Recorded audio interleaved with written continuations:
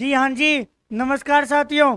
मैं अनुमान किसान आरजी स्टडी पॉइंट पर आप सभी का हार्दिक स्वागत करता हूँ, अभिनंदन करता हूँ, एहतराम करता हूँ, अजी वेलकम करता हूँ। राम राम जी, राम राम, राधे राधे, जय श्री कृष्णा। साथियों, आज की जो क्लास होगी ना, आप उस क्लास के लिए लिख लेना। आज की क्लास में लिख लेना साथियों, दो दो अंक। आज वाली क्लास में आपको पता पड़ेगा कि आपने भैया पर जो विश्वास किया है ना, आज का मैटर कितना महत्वपूर्ण है, वो आज की क्लास में बताऊंगा। साथियों, थोड़ी सी मैं 1 मिनट की बात करूंगा। आप लोगों को दिक्कत आ रही है कि भैया नोट्स कैसे बनाए, आप जो पढ़ा रहे हो उसके, तो सुनो, क्योंकि याद करना है तो खुद को तकलीफ दो, और जो पहले से नोट्स बने हुए हैं ना, उनको काटा पीसी करो और ढंग से उनको सुधार के बनाओ। जब पात्रता हो जाएगी ना, तो रेडीमेड दे दूंगा, बने बनाए दे दूंगा। जब तक थोड़ी सी काटा पीसी करोगे ना, तो आपको मैटर याद होगा। दूसरी बात, भैया जो आप MCQ करवाते हो उसको तो लिख लें, उनको भी नहीं लिखना। अभी अभी केवल उनको देखना है, समझना है और मैटर को अपडेट करना है। इसके लिए मैं एक बुक दूंगा, अजी किताब दूंगा 10-20 रुपए में मान लो, या फ्री में मान लो। जो आप लोग 1 घंटे में पढ़ दोगे वो किताब होगी, जिसको 1 घंटे में पढ़ दोगे। तो इसको भी नहीं लिखना, और इसमें तो काटा पीसी मचाओ और अपने ग्रुप में लिखो। ये रही आप लोगों की समस्याओं का समाधान। अब बात करता हूं टेक्निकल भैया, कमेंट दिखा दीजिए आप। साथियों, आज की क्लास को शुरू करता हूं। लंबी क्लास है, इंपोर्टेंट क्लास है, बेहतरीन चीजें पढ़ेंगे, फुल नॉलेजेबल क्लास है। लेकिन एक बात सुनो, ये बात हम बोलना चाहता हूं जी, कि जिंदगी में हजारों लोग आवाज देंगे। आप जयपुर रहते हो, बाहर रहते हो, कहीं भी रहते हो ना, आपको अजनबी लोग बहुत मिलेंगे, आपको अपनापन दिखाने वाले बहुत मिलेंगे। लेकिन याद रखना, अरे जो आप लोगों के साथ फोटो खिंचवाए ना, जो आप लोगों के साथ साथियों अपना रक्त का संबंध का दावा देकर आपके साथ छल कपट करे ना, उनको छोड़ देना। अपने वो हैं जहां साथियों आपको अपनापन फील हो, आपको लगे कि ये सच्चा मित्र है, उनके साथ रहना है जब तक नौकरी नहीं लग जाए। वरना बीच में दगाबाजी हो गई ना, तो साथियों पढ़ नहीं पाओगे। ये थोड़ी सी बात थी जी। साथियों, बात करता हूं, पिछली क्लास में हम लोगों ने आकलन के प्रतिमान चालू किए थे। भैया आप हमें पढ़ा रहे थे आकलन के प्रतिमान, और आकलन के प्रतिमान यकीन मानो 4 ही होते हैं।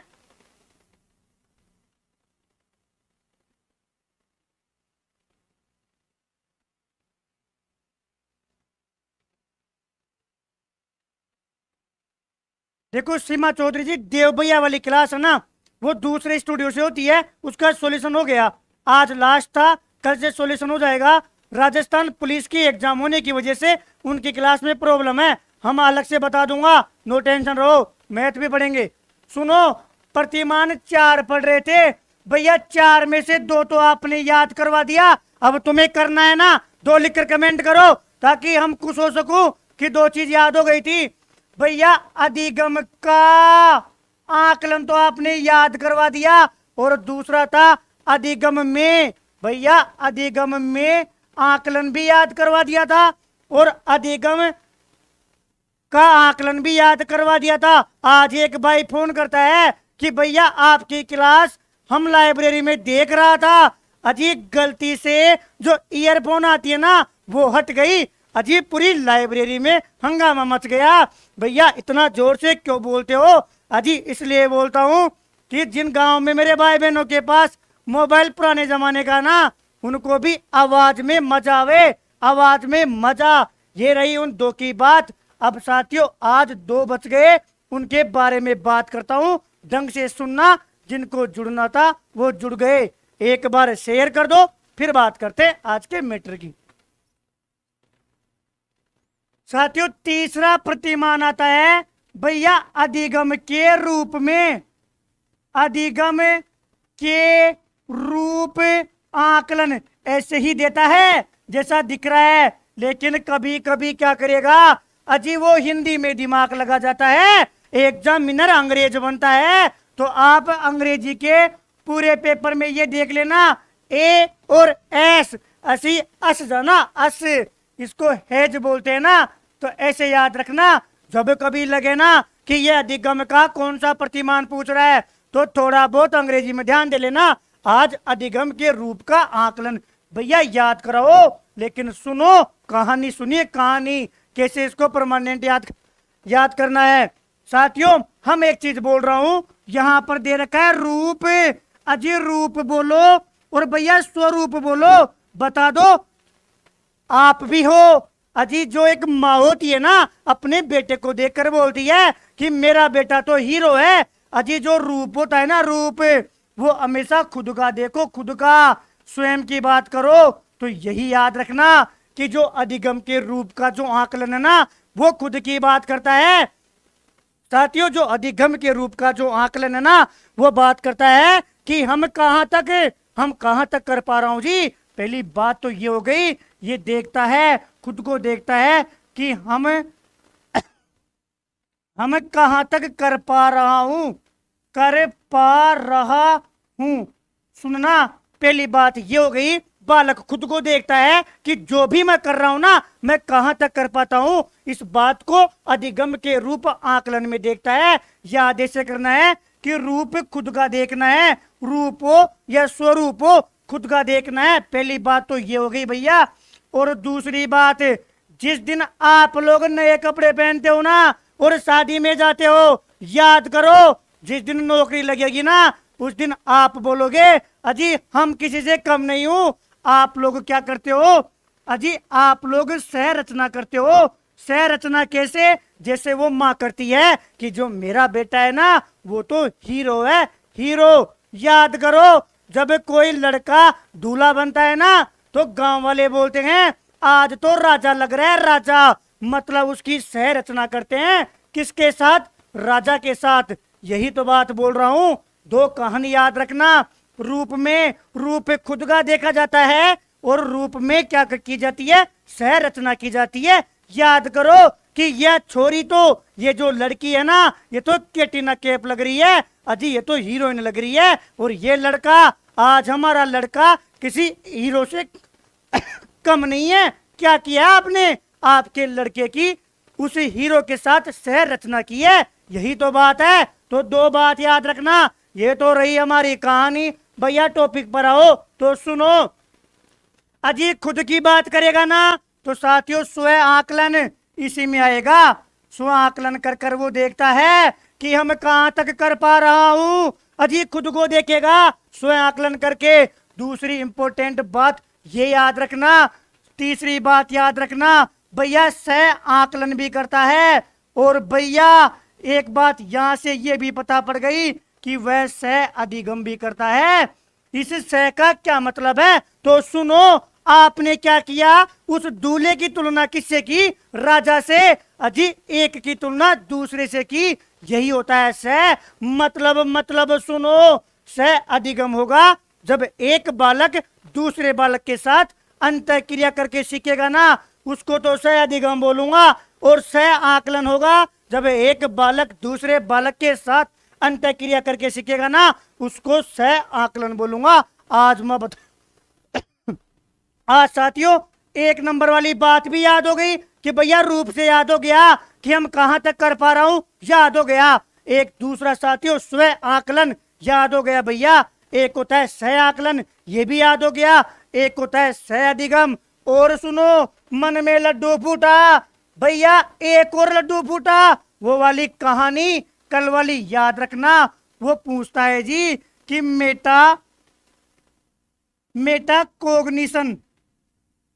मेटाकोग्निशन जो कौशल होता है ना, उसका विकास कहां पर होता है? तो याद रखना उस कौशल का विकास यहीं पर होता है। कहां पर? यहां पर। इतनी सी बात याद हो गई हो ना, तो 3 लिखकर कमेंट कर दो। अब बात करूंगा वो 4 मोटी मोटी बातें कि भैया केंद्र में तो कौन रहेगा। और सुनो भैया, इसका मूल्यांकन कैसे करेंगे? अधिगम की बात बताओ, आकलन की बात बताओ, उनकी बात करूंगा। पहले 3 लिखकर कमेंट कर दो। सुनो, हम कहां तक कर पा रहा हूं, याद ही नहीं करना, रूप से याद हो गया भैया मिटा दो। सुनो, खुद की बात कर रहा है ना तो देख लीजिए, स्व आकलन पर जोर देता है। भैया याद हो गया, सह आकलन बालक क्या करेगा, खुद को देखता है कि हम कहां तक कर पा रहा हूं, तो सुनो, दूसरे छात्र के साथ अंत क्रिया करके यदि अधिगम करेगा तो सह अधिगम, और दूसरे के साथ अंत क्रिया करके साथियों आकलन करेगा तो वो हो गया सह आकलन। यही तो बात बता रहा हूं। तो भैया इसको भी मिटा दो और भैया इसको भी मिटा दो। अब भैया इसको कौन समझाएगा, तो आज हम नहीं समझाने वाला, कल इसके बारे में हम लोगों ने बात की थी। भैया ये भी समझ में आ गया, आज पता पड़ा है कि अधिगम के रूप आकलन क्या होता है। लेकिन भैया हम नहीं छोड़ने वाला, वो चारों बातें बताओ कि इसका मूल्यांकन तो कैसे करेंगे। भैया इसके केंद्र में कौन होगा और अधिगम की रचना कौन करेगा, अधिगम की रचना कौन करेगा। आज आकलन में कहां से प्रश्न आएगा ना, उसकी बात करूंगा प्रतिमान के बाद में। देखना जी, आपको लगेगा वास्तव में आकलन पड़ा है। और एक बात हो गई कि भैया आकलन, आकलन की संरचना, सुनो जी सुनो, मूल्यांकन की बात सुनिए। मैं रंग बदल लेता हूं पेन का। अब सुनो, मूल्यांकन की बात बताना। बालक खुद को देखता है कि हम कहां तक कर पा रहा हूं, बालक करेगा अजी स्व आकलन करेगा, सह अधिगम करेगा और सह आकलन करेगा ना, तो बालक बताओ क्या करेगा। जब खुद कर रहा है ना तो बालक साथियों गलतियां भी करेगा। और आपको मूल्यांकन में कुछ करना ही नहीं है, आपको मूल्यांकन में ध्यान देना है कि बालक जो कमियां निकाल रहा है ना, जो बालक त्रुटि कर रहा है, उसका मूल कारण क्या है, यही इसका मूल्यांकन होगा। क्योंकि बच्चा भले ही स्व आकलन कर रहा हो, आप बच्चे को ऐसे नहीं छोड़ोगे जी, ऐसे नहीं छोड़ोगे। तो याद रखना, इसका जो मूल्यांकन होगा ना वो होगा साथियों निदानात्मक। याद करो, अधिगम का आकलन का मूल्यांकन क्या था, योगात्मक। अधिगम में आकलन का मूल्यांकन क्या था, विद्यार्थी द्वारा पूछताछ करके। और आज अधिगम के रूप का आकलन का मूल्यांकन क्या है, निदानात्मक। बिल्कुल विनोद शर्मा जी, नमस्ते नमस्ते नमस्ते। आज हम बता रहा हूं, आज भी एसी खराब नहीं, अकेला हूं, एसी नहीं चलाऊंगा। निदानात्मक बताओ, याद हो गया भैया, हो गया। आज देखिएगा, कल जो था ना अधिगम का आकलन, वहां पर केंद्र में कौन था, पूर्णतः शिक्षक। और साथियों अधिगम में आकलन, वहां था पूर्णतः विद्यार्थी। अब बताओ केंद्र में कौन होगा। भैया केंद्र में कौन होगा, जब बच्चा खुद देख रहा है कि हम कहां तक कर सकता हूं, तो केंद्र में भी बच्चा ही होगा, मतलब विद्यार्थी होगा जी, विद्यार्थी। भैया आज आपने केवल विद्यार्थी लिखा है। आज देखो, जब हम अधिगम में आकलन पढ़ रहे थे ना, तो वहां पर लिखा था कि पूर्णतः विद्यार्थी, मतलब केवल विद्यार्थी होगा। और आज देखिए मैं केवल विद्यार्थी लिख रहा हूं ना, इसका मतलब ये है भैया क्या, तो सुनो जी सुनो, आज का मतलब ये हो गया, इसमें शिक्षक भी आएगा। लेकिन शिक्षक का जो योगदान होगा ना साथियों आंशिक होगा, अजी थोड़ा सा होगा, हल्का सा योगदान होगा टीचर का, बस। वो योगदान क्या होगा वो भी यहीं पर सुन लो, यहीं पर नोट लगा कर लिख लेना। टीचर का योगदान क्या होगा साथियों, स्टूडेंट और टीचर दोनों मिलकर क्या करेंगे, आपका जो अधिगम है ना साथियों, जो अधिगम है उसे अधिगम प्रगति जो ना, अधिगम जो प्रगति है उसका क्या करेंगे साथियों, मानचित्र बोलो, मानचित्र बोलो या अंग्रेजी में मैप बोलो, उस मैप की रचना करते हैं। इसीलिए तो आंशिक योगदान बताया है शिक्षक का। और सुनो, अधिगम की रचना और आकलन की रचना ये कौन करेगा साथियों, स्टूडेंट और टीचर दोनों करेंगे। कैसे भैया, दोनों करेंगे सह रचना। अरे दूल्हा, दूल्हा क्या था, राजा, तो वहां पर जो माहौल बनाना उसमें वही दूल्हा और वही राजा दोनों की सह रचना साथ में आती है। तभी तो बोलते हो कि आज किसकी शादी है भैया, आज तो ये लड़का दूल्हा राजा बन गया, दोनों को सह रचना के साथ बोलते हो, यही है सह रचना। अब सुनो, ये कंप्लीट होता है अधिगम के रूप आकलन। वो मोटी मोटी बातें बता दी, इसको याद रखना। जब बालक खुद करेगा तो हम ध्यान रखेंगे कि जो गलतियां कर रहा है ना उसका कारण क्या है।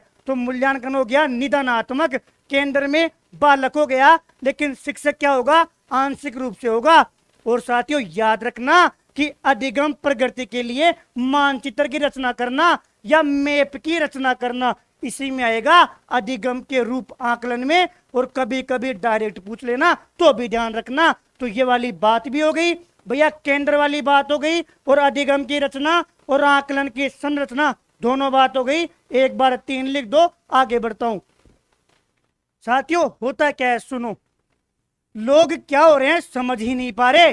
साथियों मैं एक चीज बता रहा हूं, नेगेटिव मार्किंग आएगी, आप जाना और कम्युनिटी में देखना, मुश्किल से 15% लोग हो आप लोग जो सही आंसर दे पाते हो। हवाई नहीं लग रही। और सोचना, क्योंकि साथियों उनको पहले लग रहा है कि 135 नंबर थे, 140 नंबर थे। अरे बेवकूफ हो, जब टॉपिक बदलेगा, बोर्ड बदलेगा, टीचर बदलेगा, विभाग बदलेगा और नेगेटिव मार्किंग आएगी। चैलेंज है अनुमान किसान का कि आप टीचिंग मेथड के प्रश्न को हाथ तो लगा के देखना। यदि इतना मैटर क्लियर नहीं है ना, तो अजी रीति विज्ञान 10% आएगा, 10% में ओवरऑल टीचिंग मेथड को बांधेगा वो।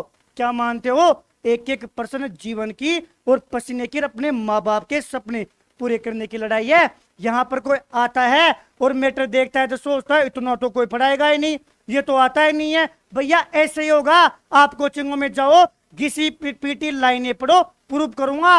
और एक बात और बता देता हूं मेरे भाई बहनों, एक भी प्रश्न खुद का नहीं बना रहा, सारे प्रश्न आए हुए हैं, मेरे नंबर दे रखे हैं, पूछ लेना कि भैया ये प्रश्न कहां से करवाया है विद एग्जाम।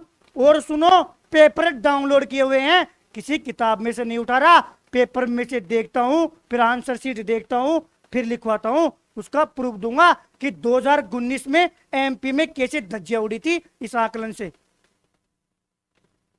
अरे रहने दो के जी, रोएंगे, बता रहा हूं, पढ़ना पड़ेगा यहीं से। अरे सोचो, ये आकलन, मापन, मूल्यांकन हर जगह आएंगे, और कितना बेहतरीन, इतना खत्म टॉपिक है कि कुछ बोलने लायक भी नहीं रहता। जान डाल रहा हूं, पूरी मेहनत कर रहा हूं ताकि टॉपिक लगे कि वास्तव में टॉपिक है। अब सुनो, ये वाली बात क्लियर हो गई। अब एक बात रह जाती है कि भैया आप बताओ कि चौथा प्रतिमान ये था। अब देखो चौथा तो याद ही नहीं करना कि अधिगम के लिए आकलन। अब आप खुद बताओ, अजी जो रह गया ना वही तो ये है, 3 याद कर लो, इसको तो याद ही नहीं करना। भैया क्या बता रहे हो, बिल्कुल सही बता रहा हूं, इसी को स्मार्ट स्टडी बोलते हैं कि याद ही नहीं करना, इसको तो पहले ही याद कर चुके हैं, आज याद रखना। इसको बोलते हैं साथियों 4, इसको बोलते हैं 4, और 4 के र से याद करना। टेक्निकल भैया हमें कमेंट दिखाइए आप, 4 के र से याद रखना कि जो र है ना, 4 के र से याद रखना। अजी ये जो होता है ना, वो होता है साथियों आपका जो एफ था ना, उसे एफ के समान होता है। भैया याद रखना, एफ नहीं होता, अरे एफ होता तो क्यों पढ़ते, एफ के समान होता है। र से याद रखना कि क्या होता है, रचनात्मक होता है, रचनात्मक। और रचनात्मक के बारे में आप लोग भली बात ही जानते हो, क्योंकि ढंग से पढ़ा था, ढंग से। और जो अलग बात होगी मैं बता दूंगा, याद रखना। अधिगम के लिए आकलन, चले जाइए कक्षा में, अजीत चले जाइए पढ़ाने की प्रक्रिया में। टावर बैठा हुआ है सामने, टीचर पढ़ा रहा है, टीचर पढ़ाएगा, बालक को देखेगा, एक एक काम करेगा जी, उसका अवलोकन करेगा, पोर्टफोलियो बनाएगा। दुनिया भर की वो सारी बातें जो मैं मूल्यांकन में पढ़ाऊंगा ना, वो यहाँ पर होगी। यहाँ पर जो है ना, हमारी गाड़ी रुकेगी नहीं, हमारी गाड़ी चलेगी चलेगी। मतलब भैया आप बोल रहे हो पढ़ाने के दौरान होता है, अरे जब कोई काम चलता है उसके दौरान होता है। वो आप लोगों को पागल बनाएगा कि बताओ, एक बावर्ची है अजी सब्जी बना रहा है, सब्जी, और सब्जी बनाते हुए उसको टेस्ट करेगा। आप कक्षा में पढ़ा रहे हो और बालकों को टेस्ट करोगे कि बालकों को कितना आता है, क्या होगा भैया, पढ़ाने के दौरान अजी यही होगा अधिगम के लिए आकलन। फिर बता दो कि इसी को घुमा कर पूछ रहा है कि बावर्ची खाना बनाते हुए उसको टेस्ट करेगा, क्या आएगा, यही आएगा। प्रोसेस चल रही है, यही आएगा, यही। ये सारी बातें इसमें करनी है। और सुन लो भैया, यूपी टेट में प्रश्न पूछा गया कि नहीं भैया यूपी टेट में प्रश्न पूछा गया कि नई सर पानी पिलाओ नहीं।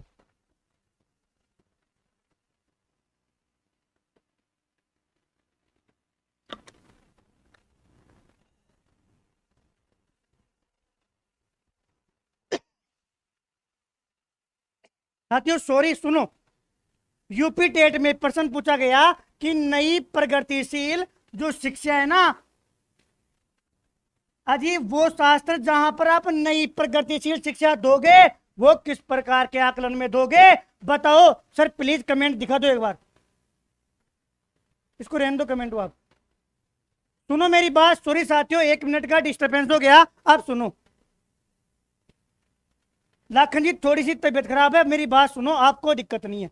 अधिगम के लिए आकलन की बात कर रहे थे भैया, ये बात समझ में आ गई, ये बात समझ में आ गई। अब सुनो, बात करता है यूपी टेट में प्रश्न पूछा गया है और यूपी टेट में वो आप लोगों से प्रश्न करता है कि बताओ नई, ये क्या है, नई है कि भैया नई प्रगतिशील शिक्षा जो है ना उसका संबंध किससे है। यदि आप चाहते हो कि बालक को नई प्रगतिशील शिक्षा दे, कहां पर दोगे, यहां पर देंगे अधिगम के लिए आकलन। अजी शिक्षा की बात कर रहे हो ना, मैं तो ये बोल रहा हूं नहीं हो कोई सी, यदि कोई नई टेक्निक भी लेके आओगे ना तो जब क्लास में पढ़ाओगे तभी तो दोगे।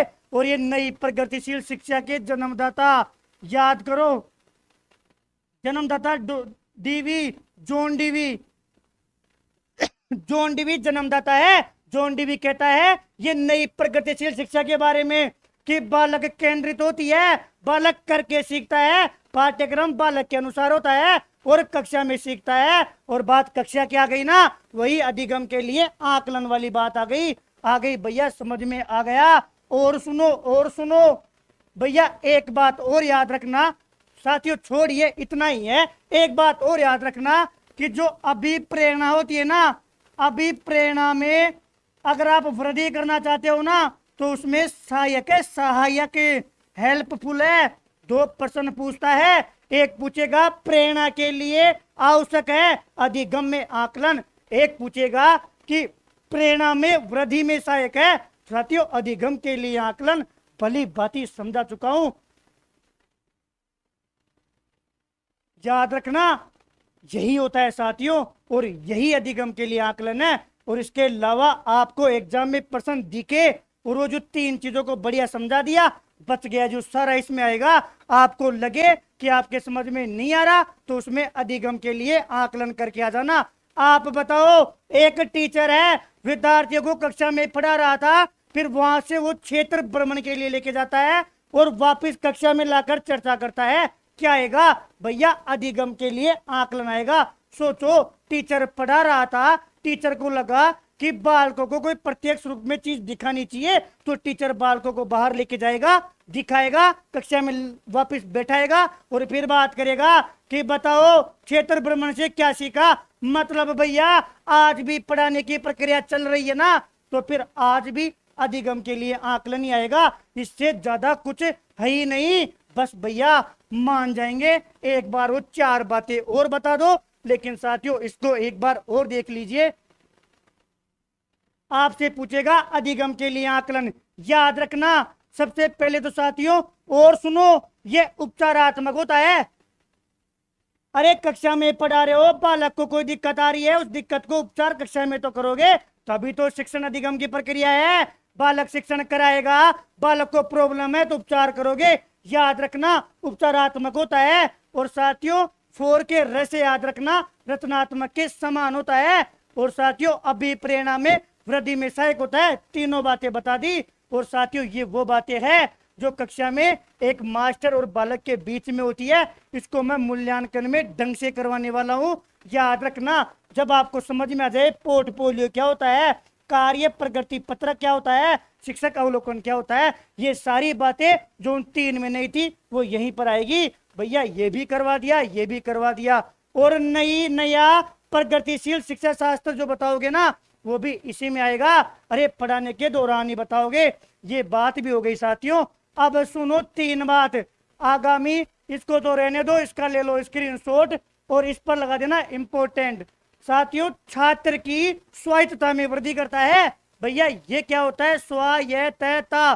स्वायत्तता ये होती है साथियों जब आप स्वयं के ऊपर कोई निर्णय लेने के लिए स्वतंत्र होते हो ना, उसको बोलते हैं स्वायत्तता। कि ऐसी शक्ति जिससे बालक खुद के बारे में कोई डिसीजन ले सके।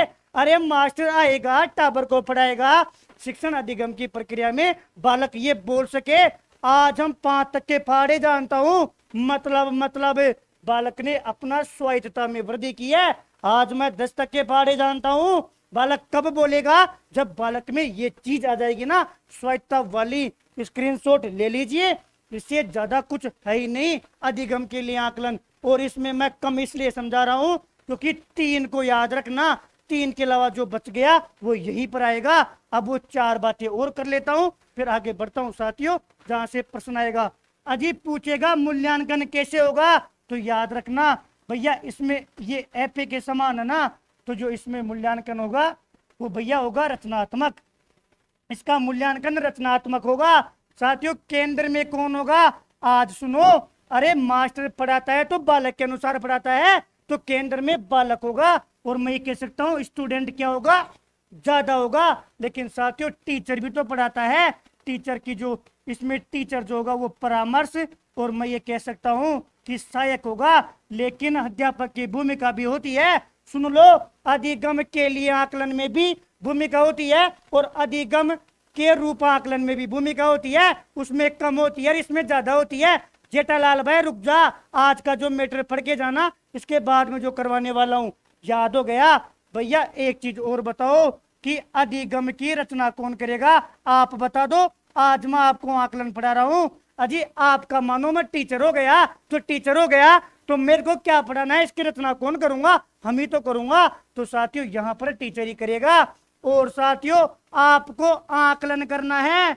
अजी आकलन की संरचना, अगर आकलन की संरचना की बात आएगी ना, तो साथियों मैं ही करूंगा। आप लोगों का कमेंट देखकर, आप लोगों का लाइक देखकर, आप लोगों का लाइव, आप लोगों का कमेंट देखकर, लाइक देखकर, और कितने लाइव देख रहे हो वो सब देखकर, मतलब टीचर तो करेगा लेकिन साथियों फीडबैक लेगा किसका? स्टूडेंट का। फीडबैक लेगा किसका? स्टूडेंट का। ये खत्म है प्रतिमान। और साथियों जहां प्रतिमान खत्म हो जाते हैं ना, वहीं पर हमारा आकलन खत्म हो जाता है। मेरे अकॉर्डिंग आकलन खत्म है, खत्म। लेकिन साथियों आज की दुनिया में अभी जब कोरोना आया ना, कोरोना, तो भैया कोरोना में ना तो रचनात्मक आकलन करने लायक बचे और ना योगात्मक आकलन करने लायक बचे। क्यों? अजी स्कूलों में तो एग्जाम ही नहीं हुई, तो कोरोना में बताओ कैसे आप लोगों ने बालकों का रिजल्ट निकाल दिया। इस बात को लोगों को बताने के लिए एक बार शेयर कर दो। आज की क्लास नहीं, जहां से प्रश्न आएगा ना वो चीज बताने वाला हूं। जहां से प्रश्न आएगा वो चीज बताने वाला हूं। 1 मिनट हम पानी पी लेता हूं, आप लोग शेयर कर दो।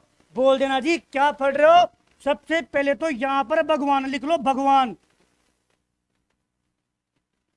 आकलन का भगवान है ये। और यहां पर नोट लगा लेना, और जो भी लगाते हो वो लगाकर हेडिंग डाल दो जी।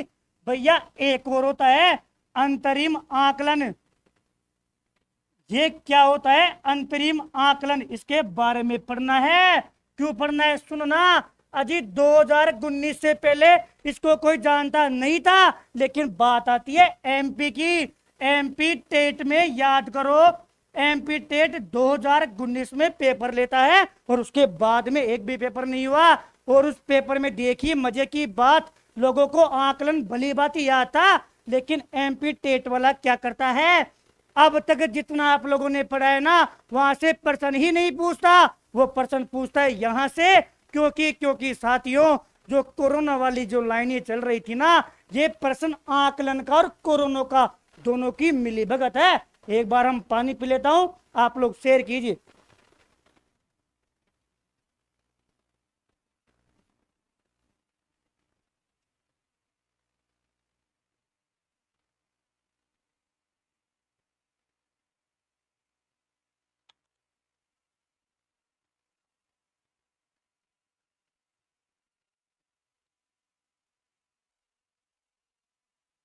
अब सुनो साथियों, अंतरिम आकलन। इसका एक नाम और है जी, अंग्रेजी में बोलते हैं बेंच मार्क आकलन। अंग्रेजी में बोलते हैं बेंच मार्क आकलन। सुनो ये क्या होता है साथियों, होता क्या है, आप लोगों ने, भैया यार कमेंट दिखा दो एक बार यार, इसको रहने दो एक बार ऐसे ही। साथियों सुनना, इंपॉर्टेंट बात है कि अंतरिम आकलन क्या होता है, इसी को बोलते हैं बेंच मार्क आकलन। आज कहां गए कल वाले, कोई दिक्कत नहीं है दामोदर भैया, इस बात को समझ लेना, ये जब तक पूरी नहीं होगी जब तक क्लास नहीं छोड़ूंगा, क्योंकि यहीं से प्रश्न आएगा हमारे। साथियों अंतरिम आकलन बोलो या बेंच मार्क आकलन बोलो, एक बार तो पूछा गया कि बेंच मार्क आकलन किसका नाम है, याद रखना अंतरिम आकलन का, इसी का अंग्रेजी में नाम है। और ये प्रश्न क्या है, क्या माता पोड़ी है वो सुनो। साथियों हमने पढ़ा था कि भैया आकलन के 4 प्रकार होते हैं। आपने पढ़ाया था कि एक तो होता है स्थापन आकलन, एक पढ़ाया एफए, एक पढ़ाया ऐसे, और भैया एक पढ़ाया आपने निदानात्मक आकलन। अरे जब यहां से प्रश्न पूछता है तो ये तो यहां पर आया ही नहीं, ये तो कहीं पे है ही नहीं, फिर कहां से आ गया, बीएड सेकंड ईयर की किताब है वहां से आया है। और यहां से 2 प्रश्न पूछे गए थे एमपी टेट 2019 में। हम चाहूंगा 5 मिनट का टॉपिक है, याद भी करो। साथ होता क्या है साथियों, जब आप कभी कभी क्या होता है कि ऐसी कंडीशन बन जाती है, ऐसी कंडीशन बन जाती है, जब साथियों एक चीज बताओ, आप ऐसे कब करोगे जब साथियों अंतिम परीक्षा होगी। अजी स्कूल में अर्धवार्षिक लिया, वार्षिक लिया, उसके बाद में ही तो ऐसे करोगे।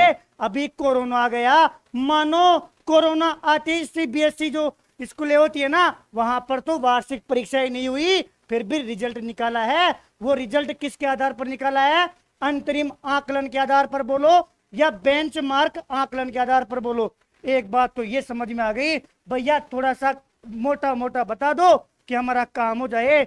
अरे आप बताओ, आपने प्री रीट दी है क्या?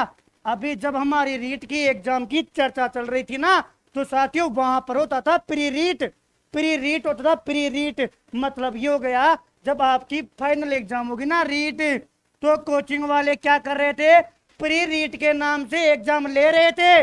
साथियों वो प्री रीट किस में आएगा, वास्तव में वो प्री रीट यही था, अंतरिम आकलन। साथियों बेंच मार्क आकलन मतलब जब आप अंतिम आकलन करोगे ना, जब आप ऐसे करोगे ना, ऐसे साथियों ऐसे से जो पहले होता है ना, वही होता है अंतरिम आकलन बोलो, बेंच मार्क आकलन बोलो। सर प्लीज मत करो डिस्टर्ब, इसको दिखा दो यार, टॉपिक कैसा चल रहा है समझा करो। सुनो साथियों, यही तो होता है अंतरिम आकलन बोलो या बेंच मार्क आकलन बोलो। जब आपकी रीट की एग्जाम थी, अजय रीट की एग्जाम से पहले कोचिंग वाले प्री रीट का नाम से पेपर ले रहे थे, और उस प्री रीट का पता है, उस प्री रीट का साथियों आप लोग प्री रीट इसलिए दे रहे थे कि यदि कोई ऐसी गलती हो जिस गलती का बारे में हमें पता नहीं है, आपको लग रहा था कि हमारी तैयारी पूरी हो गई है और अब हम क्या करेंगे, तैयारी तो पूरी हो गई है, फिर भी अरे ये रीट जैसी एग्जाम है ना, तो इसको देते हैं ताकि कोई छोटी मोटी गलती हुई तो सुधार लेंगे। सुनना, छोटी मोटी गलती हुई ना तो यहीं पर सुधार लेंगे ताकि रीट में स्कोर अच्छा हो। इसीलिए तो प्री रीट की एग्जाम ली जाती थी। वो प्री रीट अंतरिम मूल्यांकन में नहीं, अंतरिम आकलन में आएगा। और मेरी बात दोबारा सुनिएगा, होता क्या है साथियों, इस अंतरिम मूल्यांकन में कुछ मानक बिंदु होते हैं। अरे मानक बिंदु होते हैं, जैसे कि सोचो 1 2 3 4 और 5। एक बार समझ लो, लास्ट में एक लाइन में करवा दूंगा, एक बार देख लो, मैं अपने आप बता दूंगा। साथियों सुनो, इस ये क्या करता है, कुछ मानक बिंदु बनाए, जैसे पहला, दूसरा, तीसरा, चौथा और 5वां, और ये चाहता है कि जो बालक है ना, उस बालक में ये 5 बिंदु का मैं टेस्टिंग करूंगा। अरे टेस्ट लूंगा कि जब बालक को, सुनो, जब आप एफए का मतलब होता है कि जब आप पढ़ाने की क्रिया चल रही है ना, पढ़ाने की क्रिया चल रही है, पढ़ाने की प्रक्रिया चल रही है, शिक्षक क्लास में बच्चों को पढ़ा रहा है, तो उस दौरान मैं चाहूंगा, मैं नहीं, ये अंतरिम आकलन चाहेगा कि साथियों ये वाला पॉइंट का भी टेस्ट हो जाए, अजी ये वाला पॉइंट का भी टेस्ट हो जाए, अजी ये वाला भी, ये वाला भी, ये वाला भी। जो मैंने 5 मानक बिंदु बनाए थे ना, उन पांचों मानक बिंदु का टेस्टिंग मैं यही कर लूं जब टीचर शिक्षण कार्य करवा रहा था कि बालकों को ये चीजें आनी चाहिए। हम नहीं, ये अंतरिम आकलन बेंच मार्क आकलन चाहता है कि वो सारी पांच बातें जो मैंने मानक बिंदु में दर्शा रखी है ना, उन मानक बिंदु को भी मैं यही कर लूं। याद रखना, वो पूछता है अति रचनात्मक आकलन के साथ साथ, रचनात्मक आकलन के साथ कौन सा आकलन होता है? अंतरिम आकलन बोलो और बेंच मार्क आकलन बोलो। अब ये वाला पॉइंट होगा ना, तो टीचर क्या करेगा? जब शिक्षण अधिगम की प्रक्रिया करवा रहा है तो उसको भली बात ही पता है कि मानक बिंदु 5 है या 6 है, ये फिक्स नहीं होते। इन मानक बिंदुओं को भी यही बालक को टेस्ट करना है कि बालक इन मानक बिंदु में पास है, पारंगत है या नहीं है। अजीज सोचिएगा, इसको किया, इसको किया, इसको किया, इसको किया, इसको किया, लेकिन बेचारा टीचर, अरे उसको पाठ्यक्रम करवाना होता है, उसको सिलेबस करवाना होता है, बालक की और भी माता पौड़ी होती है, उनको ध्यान में रखना होता है। जब टीचर ये सारे काम करेगा ना तो थोड़ा सा तो मुश्किल हो जाता है जी। मुश्किल का मतलब ये नहीं कि टीचर बिल्कुल नहीं कर पाता, टीचर कर पाता है, लेकिन फिर भी अजीब मानो इनमें से एक दो पॉइंट भी छूट गए ना, तो उन जो पॉइंट छूट गए, जो मानक बिंदु छूट गए, उनके लिए क्या करोगे? ये बात इंपॉर्टेंट हो जाती है कि भाई साहब मान लिया भैया कि आपने शिक्षण अधिगम की प्रक्रिया में ये चीज लागू कर दी, लेकिन ऐसी कोई बात, ऐसा कोई मानक बिंदु जो यहां रह गया, उसका क्या करोगे? तो सोचो, उसके लिए साथियों एक उपकरण का निर्माण करते हैं। उस उपकरण का निर्माण करेंगे और साथियों उसकी जांच करेंगे कि जो भी रह गया उसका यहां पर उपचार करेंगे साथियों, यहां पर आकलन करेंगे, और इसी का नाम है बेंचमार्क आकलन बोलो या अंतरिम आकलन बोलो। भैया अंतरिम है तो क्या इसको अंतिम बोल दूं? नहीं, आज इसको अंतिम नहीं बोलेंगे। अंतिम इसलिए नहीं बोलेंगे कि भैया अंतिम तो ऐसे होता है, और ये हो गया एफए। तो किसके साथ होता है ये साथियों? ये एफए के साथ होता है। और इसके लिए कोई उपकरण बना लो, यदि कोई रह गया तो, और नहीं रहा तो इसके साथ कर लो। यही अंतरिम आकलन होता है और यही बेंचमार्क आकलन होता है। हमें क्या याद करना है भैया? समझ में तो आ गया, इसलिए समझा रहा हूं जी। कभी खतन बना देना तो बावड़े नहीं बनना, इतना डीपली नहीं पूछेगा, लेकिन आपके भैया को आता है, इसलिए बता रहा हूं। इतना ध्यान रखना है केवल और केवल कि अंतरिम आकलन, बेंचमार्क जो आकलन होता है ना, ये साथियों एफए के साथ होता है। किसके साथ? एफए के साथ ही होता है। बस एक लाइन याद रखना कि रचनात्मक आकलन के साथ होता है। और सुनो, रचनात्मक आकलन नहीं है अजी, योगात्मक आकलन भी नहीं है, और ऐसा भी नहीं है कि दोनों के बीच में हो, नहीं। हाँ, ये बोल सकते हो कि भैया ऐसे जो है ना वो तो अंतिम आकलन है, अंतिम। ये अंतिम है और ये अंतरिम है, दोनों में अंतर है। ये तो अंतिम सर बंद, ये तो अंतिम है और ये अंतरिम है, दोनों में फर्क है, अंतिम से थोड़ा पहले है जी। यही बात है अंतरिम आकलन की। और साथियों सुनना एक बात और, सीमा जी आप एक प्रश्न करते थे मेरे से, वो सीमा चौधरी वाली नहीं, दूसरी बहन, उस प्रश्न का जवाब भी सुन लेना। अंतरिम आकलन भैया कितने प्रकार का होता है साथियों? 2 प्रकार का होता है। एक का नाम तो सुनो, एक का नाम तो गया रचनात्मक परीक्षण। आज सुनो, मैं आकलन नहीं बोल रहा साथियों, रचनात्मक टेस्ट बोल रहा हूं। एक प्रकार तो रचनात्मक परीक्षण हो गया और एक प्रकार होता है अंतरिम, एक होता है अंतरिम परीक्षण। 2 प्रकार होता है, इतना सा याद रखना है। अंतरिम आकलन बोलो, इसका नाम है साथियों बेंचमार्क आकलन। और एक बात तो ये याद रखनी है, और याद रखना है एफए के साथ में होता है। 2 प्रकार का होता है, रचनात्मक परीक्षण और अंतरिम परीक्षण। और सुनो, वो बहन देख रही हो ना तो ढंग से सुन लेना। आज हम बोल सकता हूं कि परीक्षण और आकलन में अंतर है। यदि परीक्षण और आकलन में अंतर नहीं होता ना तो उसी बात को यहां पर नहीं लिखता। मतलब परीक्षण और आकलन में अंतर है। अब आप बताओ, वो आप लोगों से पूछेगा कि बताओ रचनात्मक परीक्षण होता है, ऑप्शन देगा अजी रचनात्मक आकलन या फिर अंतरिम आकलन। अजी खतरनाक प्रश्न है, क्योंकि कोरोना काल में इसका यूज किया गया है। जब सुनो सीबीएसई की एग्जाम थी, और सीबीएसई की एग्जाम में साथियों ऐसे तो हुआ ही नहीं था, फिर भी सीबीएसई ने अपना रिजल्ट निकाला था ना, तो वो रिजल्ट निकालने से पहले, या वो रिजल्ट किसके आधार पर निकाला था? इस अंतरिम आकलन के आधार पर निकाला था। और यही चीज है आज आप स्कूलों में देखते हो ना भैया, बोर्ड एग्जाम से पहले स्कूलों में प्री बोर्ड की एग्जाम होती है, तो प्री बोर्ड इसी में आएगा।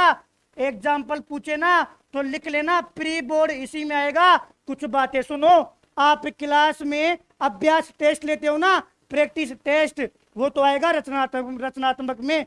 बाकी आप जो अवधि टेस्ट लेते हो ना, टर्म टेस्ट, अर्धवार्षिक हो, वार्षिक हो, और जो तीनों टेस्ट होते हैं ना, प्रथम द्वितीय और तृतीय, वो तो आएगा योगात्मक में। और प्रैक्टिस टेस्ट लेते हो ना, वो आएगा रचनात्मक में। और आजकल ये जो प्री रीट हो, प्री बोर्ड हो, ये प्री बोर्ड आएगा साथियों अंतरिम आकलन में, और स्थापन आकलन शुरू में होगा और निदानात्मक पहले होगा। यही था, यही आकलन था, एक भी चीज नहीं रही। प्रैक्टिकल सोचना, आज स्कूल में कोई पूछ लेना कि भैया क्लास में प्रैक्टिस का टेस्ट लेते हैं, किस में आएगा? अजी रचनात्मक में आएगा। प्रैक्टिस का टेस्ट लेकर आप मास्टर विद्यार्थी से गुजर रहा है, उसके साथ संबंधों को दृढ़ कर रहा है। मतलब एक बात और याद हो गई, टीचर जो ना, टीचर साक्षियों शिक्षण बोलो, और शिक्षण जो थोड़ा सा छोटा होता है अनुदेशन बोलो।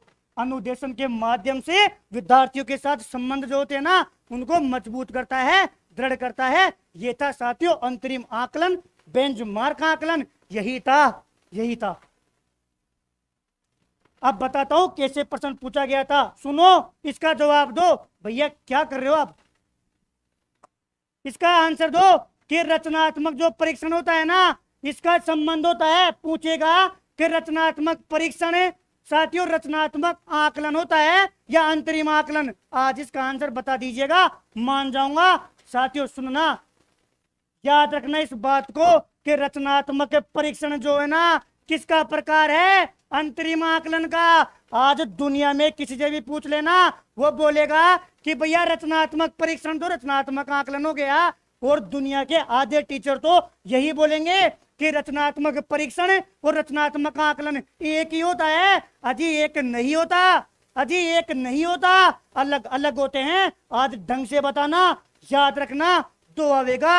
हम चाहूंगा स्क्रीनशॉट ले ले कि रचनात्मक परीक्षण क्या होता है, अंतरिम आकलन होता है, अजी रचनात्मक आकलन नहीं होता। और देख लेना, कम्युनिटी में डालूंगा, दुनिया हिल जाएगी। यहीं पर मेरा आकलन पूरा होता है, पूरा। एक बार इसको और देख लो, कोई बात रह नहीं जावे। ओहो भैया रह गई एक बात, सुनो स्क्रीनशॉट लो, कहीं किताबों में नहीं मिलेगा, बीएड सेकंड ईयर की किताब में मिलेगा। ये हुई ना बात। दामोदर भैया आपके कहते ही टेक्निकल भैया ने एसी फुल कर दी, और कितना एसी हो, एनर्जी पूरी साल भर ऐसी रहेगी साथियों। लेकिन सुनो, अंतरिम आकलन का लिखो, अन्य नाम होता है बेंचमार्क आकलन, और इसका हिंदी अनुवाद होता है मानक बिंदु आकलन। तीन नाम हो गए, बेंचमार्क आकलन बोलो, अंतरिम आकलन बोलो, और इसी का नाम है मध्यस्थ आकलन। तीन तो नाम होते हैं। और इसके बारे में बात करने वाला और नाम बताने वाला था डॉक्टर मेरियाना। हो डॉक्टर तुम मेरी है और मेरे पास ही आना। याद रखना कि डॉक्टर तुम मेरी है और मेरे पास ही आना, मतलब मेरियाना ने पूछेगा अंतरिम आकलन के बारे में किसने बताया? डॉक्टर मेरियाना ने बात की, और नाम भी उसने दिया है, और तीन तो नाम है। भैया स्क्रीनशॉट ले लो, कभी ना कभी पूछेगा। 2019 में एमपी में पूछकर लाखों विद्यार्थियों के सपने चूर चूर कर दिए, क्रॉस लग गए। जिस दिन राजस्थान में एंट्री करेगा ना, दुनिया ही लेगी। बीएड सेकंड ईयर की किताब में दे रखा है, और प्रश्न आया हुआ है। मजे की बात तो ये है,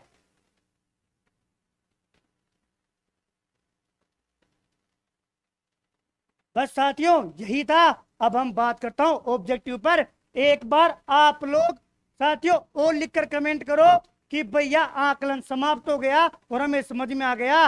जिसको सोना है सोइए, और जिसको 26% करने हैं ना आकलन के, आए हुए प्रश्न है भैया के, बनाए हुए नहीं है। अजी 20% पहले करवा दिए, 26 आज करवा दूंगा, 46% तो आए हुए हो गए। पूरे यूट्यूब पर ढूंढोगे ना, पूरी किताबें पढ़ोगे ना, अजी पूरे पेपर पढ़ोगे, तब जाकर भी 46% नहीं मिलेंगे। नहीं, यही है पुष्पेंद्र जी, डॉक्टर तू मेरी है और मेरे पास आना, मेरी आना, यही है जी, यही है। बता दो एक बार साथियों, ओ लिखकर कमेंट कर दो, हम समझ जाऊंगा। आकलन यही था, 4 क्लास में करवाया है, आप लोगों ने साथ छोड़ दिया। साथियों अब मैं केमिस्ट्री और उधर एंट्री कर रहा हूं, आप लोग टीचिंग मेथड में साथ नहीं दे रहे हो, और जिस दिन इस बात को समझोगे ना, लेट हो जाएगी। जो भाई बहन शुरू से जुड़े हुए ना, आज उनसे पूछना, उनकी भूगोल हो गई, उनका साथियों आधुनिक राजस्थान हो गया, उनका साथियों प्राचीन राजस्थान हो गया। जिस दिन एहसास होगा ना, उस दिन याद आएगा कि यार वास्तव में वो भैया थे, जो भैया ने दिल जान से मेहनत की थी। और मैटर देख लो, और अभी प्रूफ दिखाऊंगा। आप जो कोचिंग वालों को पूछोगे तो बोलोगे तुम्हारे नहीं आएगा। अरे जब तुम्हें पता है हमारे क्या आएगा तो वही बता दो। उम्मीद करता हूं मेरी मेहनत आप लोगों तक पहुंच गई होगी, मेरा मैटर आप लोगों तक पहुंच गया होगा। आकलन मैंने मेरी पूरी जी जान से पढ़ाया है कि आकलन आप लोगों को समझ में आ सके। और साथियों यकीनन 3 या 4 पेज में आप लिख लोगे। अब आपका काम है आपके साथी को सुनाना, आपका काम है अपने रूममेट से बातें करना, काम हो जाएगा। अब सुनो ना, ऑब्जेक्टिव चालू करते हैं, फटाफट बताना जी। पूछ रहा है सीखना और खालिस्तान दे रहा है। पूछ रहा है भैया आकलन और अनुदेशन। सुन लो भैया, ये अनुदेशन क्या होता है? तो मेरे भाई सुनना, एक होता है शिक्षण। भैया आपने बोला शिक्षण अधिगम प्रक्रिया में होता है, पढ़ाने के दौरान होता है। फिर ये क्या आ गया? तो सुनो जी सुनो, शिक्षण जो होता है ना वो व्यापक होता है, अजी थोड़ा शिक्षण बड़ा होता है। और अनुदेशन जो होता है ना बेचारा इसकी तुलना में छोटा होता है। बाकी अनुदेशन, अनुदेशन से भी आप अधिगम करते हो, और अनुदेशन भी एक शिक्षण ही है। आप बोल सकते हो छोटा शिक्षण है अनुदेशन। अब पढ़ो कि आकलन और अनुदेशन बोलो या छोटा शिक्षण बोलो, उसके बीच में दृढ़ीकरण, दृढ़ करेगा दृढ़। अरे संबंधोगे ना, संबंधों को मजबूत करोगे तो पहले तो संबंध आएगा, भिन्नता अंतर से मामला खत्म है। बच गया जी कि जब सीखने में, सीखने सिखाने में, अजी शिक्षण अधिगम करवाने में जब मास्टर पढ़ाएगा तभी तो टाबर के साथ संबंध बनाएगा, तभी तो दृढ़ होंगे दृढ़। यही है कि सीखने के लिए आकलन, आकलन और अनुदेशन दे दिया ताकि बच्चे बावड़ा बन सके।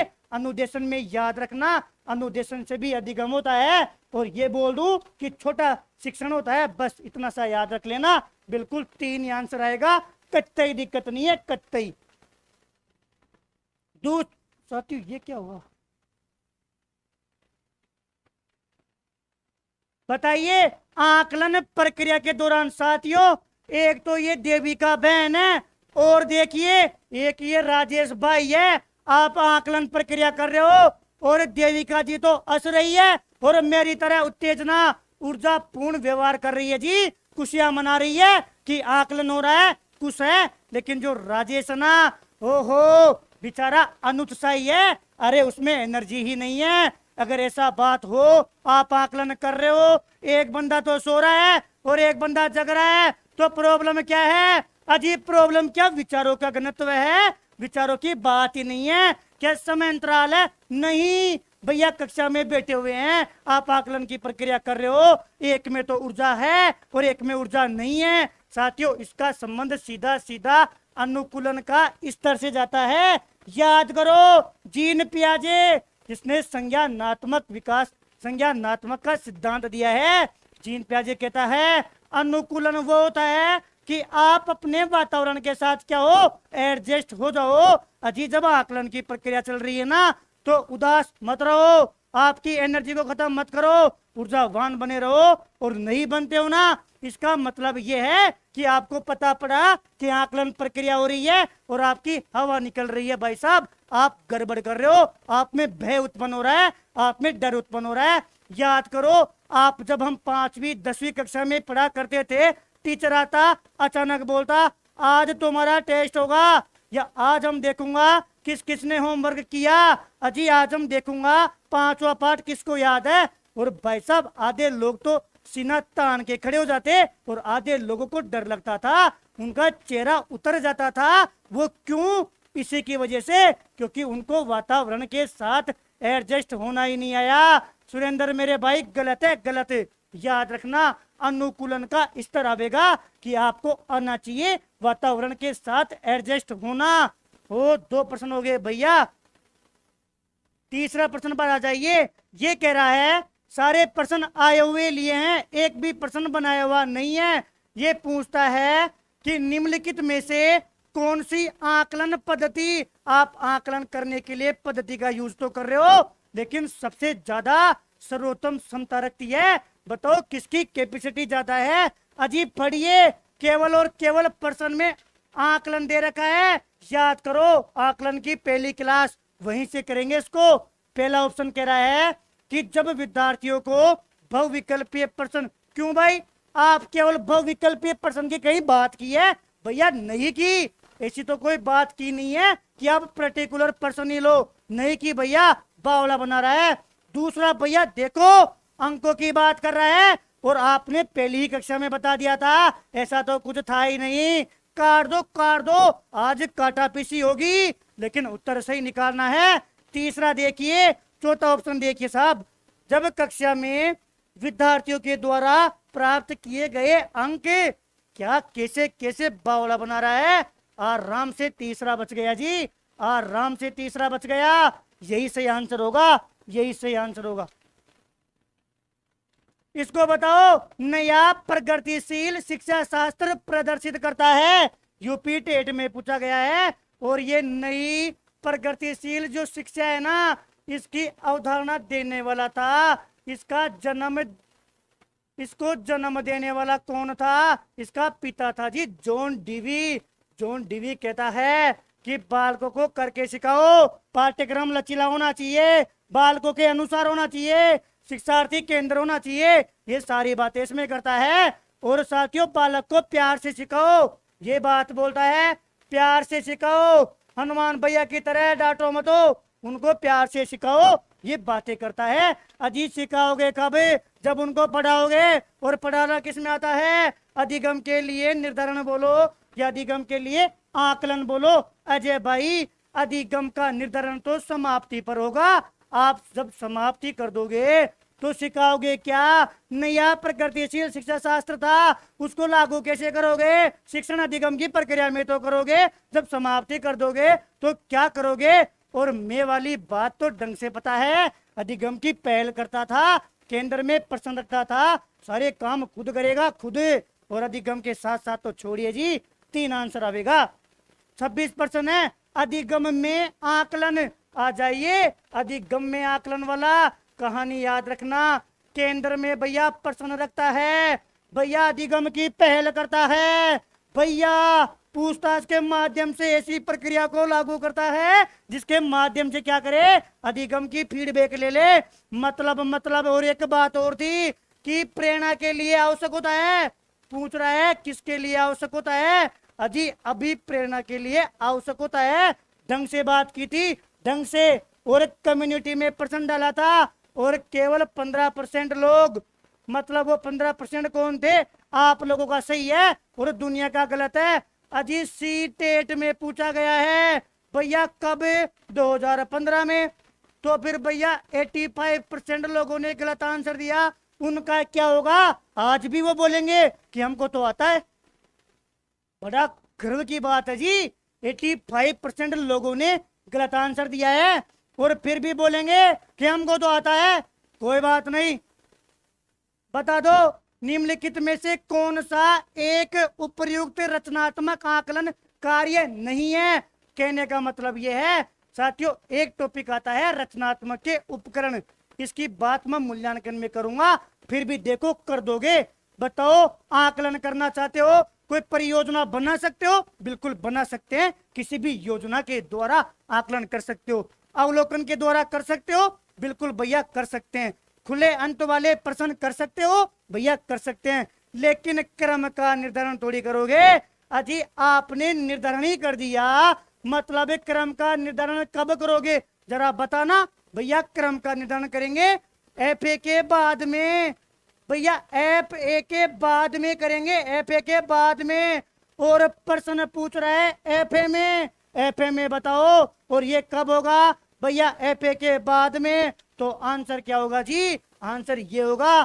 थोड़ा तरीके से सोचना है, धीरे धीरे सोचना है, आंसर मिल जाएगा। एक बावर्ची खाना पकाते समय खाने को चखता है, फोड़ दो फोड़ दो। आज इस बावर्ची को यहां पर लेके आओ और इस बावर्ची को काट दो कि बावर्ची खाना बना रहा है और बीच में चखता है। मतलब साथियों अधिगम के लिए आकलन कर रहा है। पढ़ाने की क्रिया में मास्टर यदि टेस्ट करता है तो यहाँ आएगा, और बावर्ची खाना बनाता है तो यहाँ आएगा। और सुन लियो, जब यहाँ पूछेगा ना कि बावर्ची ने खाना बना दिया और वो पड़ोसी रिश्तेदार अतिथि खाना खाने आएंगे ना, तो फिर वो इसमें नहीं आएगा, फिर वो तो उसी में आएगा जी। अधिगम का आकलन उसी में आएगा, उसी में।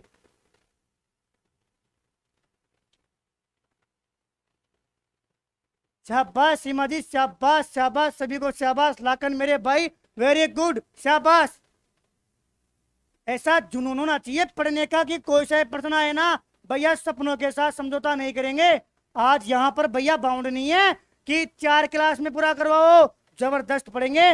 और इसी के साथ भैया पानी लेकर आ जाइए हमारे लिए। सुन लीजिए 8वां प्रश्न बोलता है रचनात्मक आकलन के अलावा एक अन्य प्रकार का आकलन। ओहो, ये हुई ना बात। भैया कब पूछा गया, तो साथियों एमपी टेट में पूछा गया था। भैया तारीख बताओ, तो सुनो 2 फरवरी को। भैया सन भी बताओ, 2019 को पूछा गया था। आज प्रश्न देखो कि रचनात्मक आकलन के अलावा एक अन्य प्रकार का आकलन भी होता है जो क्या करता है, निर्देशात्मक सामग्री जो होती है ना उसकी पर्याप्तता के बारे में अंतर्दृष्टि प्रदान करता है। बात वही है जी, थोड़ा सोचने का तरीका था, थोड़ा अलग अलग तरीका प्रदर्शित कर रहा है, लेकिन एक बार इसका आंसर देना आप लोग।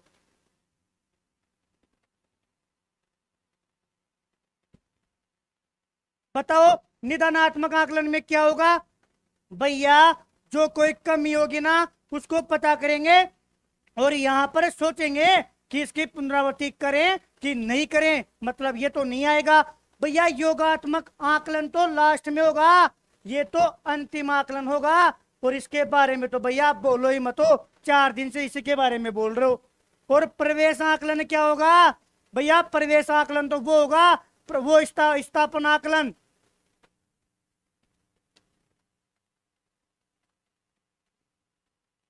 आज आ गया ना अंतरिम आकलन।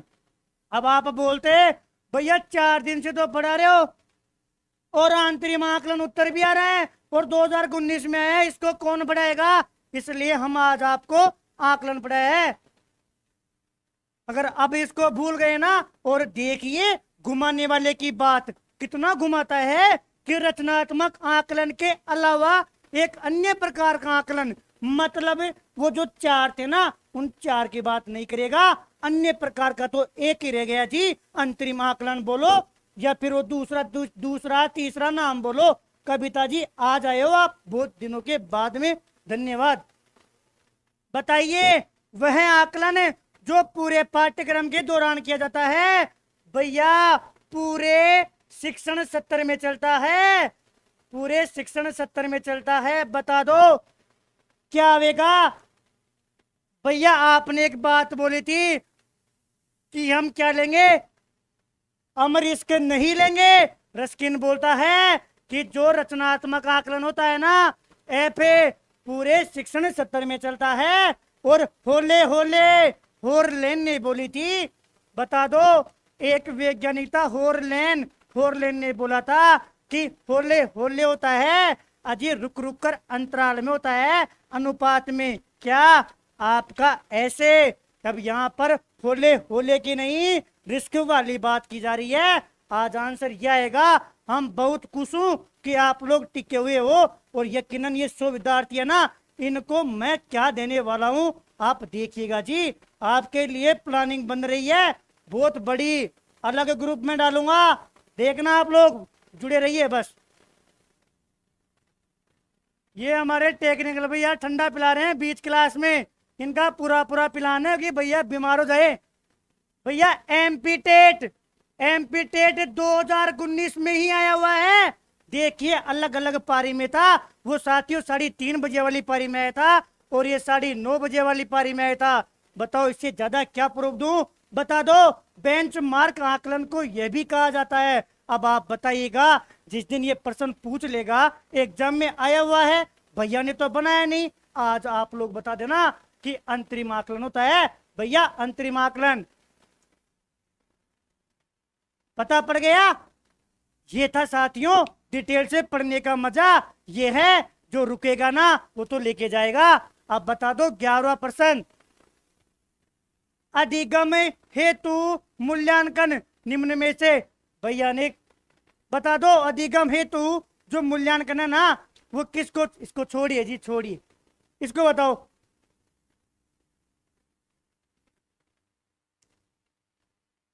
भैया बात कर रहा है सीखने के लिए आकलन। अरे अभी तो बात की थी कि सीखने के लिए आकलन में क्या होगा, अभिप्रेरणा को बढ़ावा देता है, यही आंसर होगा। पहला ही ऑप्शन मिल गया। अभी अभी बात की थी सीखने के लिए आकलन कौन सा था भैया, 4 वाला था, 4 वाला। और 4 के रस से याद किया था कि भैया इसमें आता है रचनात्मक आकलन, और रचनात्मक आकलन का मतलब भैया FA। अब बाकी के कथन देखिए, दूसरा कथन बोल रहा है अलग करने और रैंक की बात कर रहा है। अजय रैंक तो ऐसे में देंगे, मतलब गलत बात है। तीसरा ग्रेड की बात कर रहा है, ग्रेड भी गलत बात है। और चौथा बोल रहा है विशिष्ट होता है और अपने आप में की गई है। अरे कोई सा भी विशिष्ट नहीं था, चारों ही अपने आप में बुनियादी थे, बुनियादी। बताओ आपकी कक्षा में सीखने की विविध शैलियों वाले बच्चे हैं। साथियों आपकी कक्षा में ऐसे बच्चे हैं जो अलग अलग शैली में सीखते हैं, अलग अलग रीति से सीखते हैं, अलग अलग तरीके से सीखते हैं। आप क्या करोगे भैया, अलग अलग सीखते हैं ना तो उनके लिए जो कार्य होंगे, उनके लिए जो परीक्षण होंगे ना, वो भी हम अलग अलग प्रकार के बनाएंगे। अजीब विविध प्रकार के बनाएंगे, एक जैसे नहीं बनाएंगे। जब उनकी शैली अलग है, आप बताओ जब अलग अलग देश के आदमी आते हैं ना तो उनके लिए खाना भी अलग अलग होता है, अलग अलग साथियों क्षेत्र से आते हैं ना और उनकी भोजन व्यवस्था भी अलग अलग होती है। अजी सीखने की बात थी, अलग अलग तरीके से अलग अलग शैली से सीखेंगे तो फिर उनको कार्य और परीक्षण भी अलग अलग ही देंगे। साथियों बता दो आकलन का वह प्रकार, भैया केवल बात कर रहा है आकलन की, और आकलन की आज जो ये प्रश्न है ना वो प्रश्न खतन वाली बातों से है, और मैं बोल सकता हूं कि ये प्रश्न रिपीट हुआ है, रिपीट। बता दो आकलन का वह प्रकार जो कि विद्यार्थियों के अधिगम की प्रतिपुष्टि, याद करो भैया रचनात्मक आकलन में आपने लिखवाया था कि प्रतिपुष्टि होती है, भैया लिखवाया था विद्यार्थियों की उपलब्धि और निर्देशात्मक तरीकों को बेहतर बनाने और विद्यार्थियों की कमजोरियों को दूर करने से संबंधित है। अब आप बताओ यदि कमजोरियों को दूर कर रहे हो तो क्या कर रहे हो भैया, उपचार कर रहे हैं, उपचार। और उपचार किसमें आता है बता दो, आंतरिक आकलन, बाह्य आकलन, शतरंग आकलन, तीनों तो पहले ही बोल रहा है कि हम तो आए ही बावला बनाने के लिए हैं, तो ये भी नहीं होगा, ये भी नहीं होगा, बच गया साथियों रचनात्मक आकलन। वैसे भी याद करना प्रतिपुष्टि की बात थी, शेडलर 2 बातें बोलता था, सारी बातें याद रखना। बताओ भाषा में आकलन की प्रक्रिया पाठ के अंत में दिए गए अभ्यास के माध्यम से होती है। क्यों होगी? हमारा आकलन तो निरंतर चलने वाली प्रक्रिया है। जब भाषा की बात होगी ना, किसी की भी बात कर लो भैया, भाषा की बात होगी, शिक्षण करवाओगे, अधिगम होगा। अजी जब सीखने सिखाने की बात होगी ना उसके साथ साथ भी चलेगा, यही आंसर होगा। सीखने सिखाने के दौरान भी चलता है तो आकलन ही चलेगा, तो निरंतर ही चलेगा, तो निरंतर ही। बता दो सारांशात्मक आकलन के संबंध में असत्य कथन कौन सा है भैया सार वाली बात कर रहा है, मतलब ऐसे की बात कर रहा है, ऐसे के बारे में गलत बात बताओ। बोल रहा है यह शैक्षणिक का मूल्यांकन है, इसे वृद्ध मूल्यांकन भी कहा जाता है, इसमें शिक्षक की भूमिका हो क्या बात कर रहे हो, शिक्षण की भूमिका कौन होती है, ऐसे याद करो। अधिगम का आकलन केंद्र में कौन था भैया, केंद्र में था पूर्णतः शिक्षक। अरे टाबर का तो कोई लेना देना ही नहीं था। जब ऐसे करोगे ना तो साथियों सारा खेल मास्टर का होगा। और प्रश्न वाला बोल रहा है कि जो शिक्षक है वो गौण होता है, गौण का मतलब होता है दूसरे नंबर पर इंपोर्टेंट है, सबसे पहले नंबर पर नहीं आएगा। तो फिर ये बात गलत है, गलत गलत गलत। आज का 18 प्रश्न पूरे 26 प्रश्न है, इसके बाद में कोई प्रश्न बचा ही नहीं है जो आया हुआ हो और क्लास में नहीं करवाया। शिक्षण अधिगम प्रक्रिया की समाप्ति पर, ओहो शिक्षण अधिगम की प्रक्रिया समाप्त हो गया है। अधिगम स्तर को जांचने के लिए किया जाने वाला आकलन कौन सा है बता दो। शिक्षण अधिगम प्रक्रिया की समाप्ति पर कौन सा करोगे। अरे भैया दूध वाले का हिसाब, सब्जी वाले का हिसाब, तनख्वाह का हिसाब, वो वाली ट्रिक याद करो। कौन सी बात कर रहे हो, अधिगम का आकलन आवेगा। अजय मेरे भाई धन्यवाद धन्यवाद धन्यवाद, हम बहुत खुश हुआ, आपने आंसर सही दिया है जी, सही। बता दो, पूछ रहा है असत्य कूट, असत्य कूट बोलो, या इसको मैं ऐसे बोल दूं कि बावड़ा किस में बना रहा है। यदि हम पेपर बनाता ना तो हम यहाँ पर लिखता कि बताओ बावड़ा किस में बना रहा है। अब आ जाओ जी आ जाओ और सुनो, अधिगम का आकलन योगात्मक पता है। आज यहाँ पर वो आपसे पूछना चाहता है कि आप केवल मूल्यांकन बताइए कि जो मूल्यांकन है ना किसमें कैसा होता है। ये बात आपको सोचना पड़ेगी कि अधिगम का आकलन समाप्ति पर होता था और उसका मूल्यांकन योगात्मक होता था। असत्य कूट बताओ भाई साहब, ये तो सत्य बात है, ये तो सही बात है। सुनो, अधिगम में आकलन रचनात्मक नहीं, नहीं भैया, अधिगम में आकलन में तो छात्र द्वारा होता था भैया, छात्र द्वारा हो रहा था, वो भी कैसे, पूछताछ करके, इंक्वायरी करके। और अधिगम के रूप हेज वाली बात थी ना, बालक अपने आप को देख रहा था तो निदानात्मक था, और यहाँ पर निदान दे रखा है तो ये वाली बात भी सत्य है। और अधिगम के लिए भैया आपने बोला फोर और र से याद किया था कि रचनात्मक होता है। अजी रचनात्मक बोलो निर्माणात्मक बोलो, ये बात भी सत्य है। बात तो ये झूठी हो गई, कौन सी वाली, जो केंद्र में आकर प्रश्न करेगा, अधिगम की पहल करेगा। यकीन मानिएगा आज यही आंसर है। इतना सोचोगे ना, जब इतना डिटेल से पढ़ा है तब जाकर सोच। साथियों एक भी प्रश्न नहीं रहा, पूरे प्रश्न कर देते हैं पढ़ने के बाद में, ये होती है साथियों। आप मेहनत कर रहे हो, ढंग से पढ़ते हो तो डर ही नहीं है। और लगता है कि 4 घंटे की क्लास है या 5 घंटे की क्लास है। सोचना मजा तो तब आता है जब पूरी क्लास होने के बाद में याद हो जावे और 1-2 पेज में पूरा मैटर लिख लें, वही तो स्मार्ट स्टडी है। अगला बताओ भैया, अगला योगात्मक आकलन से कौन सा तथ्य मेल नहीं खाता। ये पूछ रहा है कि हम आपको ऐसे ऐसे की बात पूछ रहा हूं और ऐसे में कौन सी बात है जो आपको बावड़ा बना रही है। देखिएगा, इसका उपयोग छात्रों के तुलनात्मक अध्ययन के लिए किया जाता है। बिल्कुल भैया, जब ग्रेड दे देंगे हमें पता पड़ेगा कि एक बालक को ग्रेड ये प्राप्त हुआ, दूसरे बालक को ये ग्रेड प्राप्त हुआ, तो ये बात तो भैया सही है। दूसरा देखो भैया, उत्तीर्ण और अनुत्तीर्ण कर दोगे, बिल्कुल जब ऐसे की बात कर रहे हो तो लास्ट में वार्षिक हो गई, ये काम तो कर देंगे, सही बात है।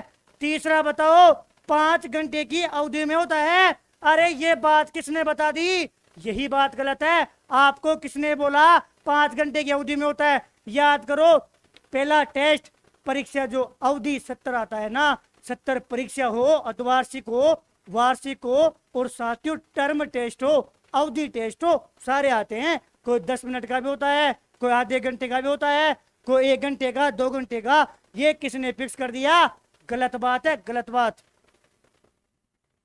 रचनात्मक आकलन के उपकरण हैं, बताओ। ये पूछ रहा है कि कौन कौन सी बातें रचनात्मक आकलन में आएगी। साथियों, दत्त कार्य 100% आता है, आधी बुक में तो गलती दे रखी है। दत्त कार्य क्या होता है बाद में अलग से पढ़ाऊंगा, अभी इतना याद रख लो। जो असाइनमेंट बनते हैं ना, असाइनमेंट जो बनते हैं वो इसमें आते हैं दत्त कार्य में, उसी को बोलते हैं गृह कार्य, इसी में आएगा। कक्षा परीक्षा इसी में आएगी, ये सभी आएगा। कक्षा परीक्षा का मतलब हो गया अभ्यास टेस्ट। साथियों, केवल ऐसे में ध्यान रखना 3 चीज है। एक तो आपकी 70 परीक्षा भैया, एक तो हो गई 70 परीक्षा और एक हो गई अवधि परीक्षा।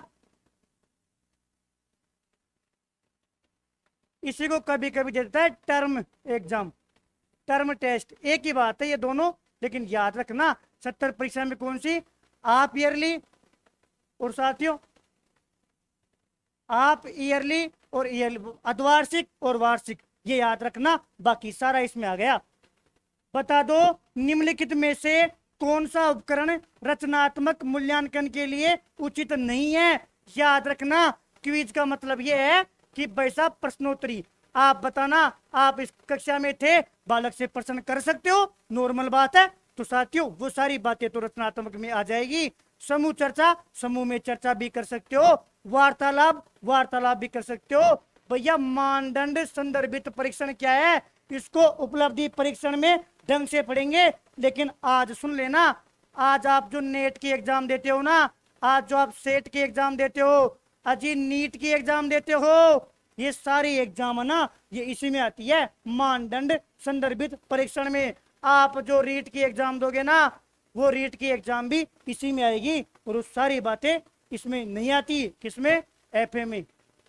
तो आज आंसर इसका ये हो गया। ये सारी बातें याद रखना। ये हल्का सा उपकरण वाला मैटर मैं मूल्यांकन में तरीके से करवाऊंगा, इसलिए साथियों थोड़ी बहुत आप बातें याद रखना। निम्नलिखित में से कौन सा रचनात्मक आकलन का उपकरण नहीं है। आज पूछ रहा है कि बताओ जो एफए है ना, एफए का उपकरण कौन सा नहीं है, आप बता दीजिए। मौखिक प्रश्न बिल्कुल है, प्रश्नोत्तरी और खेल ये वही तो क्विज आ गई, ये भी है। और दत्त कार्य असाइनमेंट ये भी है। 70 परीक्षा देख लो, 70 परीक्षा का मतलब हो गया भैया आप ईयरली और ईयरली, अर्धवार्षिक बोलो, वार्षिक बोलो, और इसके साथ साथ आप एक बात और लिख सकते हो कि अवधि परीक्षा। वो सीमा जी एक और है, उनको मैं बता दूं, उनका सॉल्यूशन मैंने करवा दिया है। निर्माणात्मक मूल्यांकन का उद्देश्य बताओ। निर्माणात्मक मूल्यांकन भैया एफए होता है, और आज पूछ रहा है एफए का उद्देश्य बताओ। क्या विद्यार्थियों की समझ का पता लगाना? नहीं, अरे वो तो उसमें होगा अगले वाले में। अध्यापकों के उद्देश्यों की पूर्ति का पता लगाना? नहीं। ग्रेड्स प्रदान करना? नहीं। पहली बात आ जाओ, प्रगति पर गौर करना और उपचारात्मक अनुदेशन की योजना बनाना। एफए में साथियों उपचार भी आता था, यही आंसर आएगा।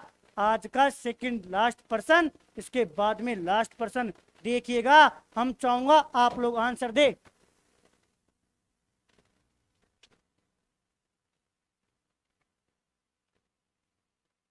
क्या बात है, आज हम बहुत खुश हुआ कि आकलन आप कम से कम, मेरे भाई बहन जो है ना 100 लोग जो रेगुलर पढ़ रहे हैं उनको तो याद है।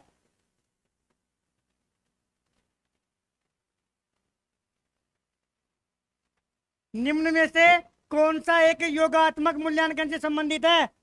कौन सा एक योगात्मक मूल्यांकन से संबंधित है, बता दो। ऐसे आप लोग बताइए, ऐसे से कौन सा संबंधित है?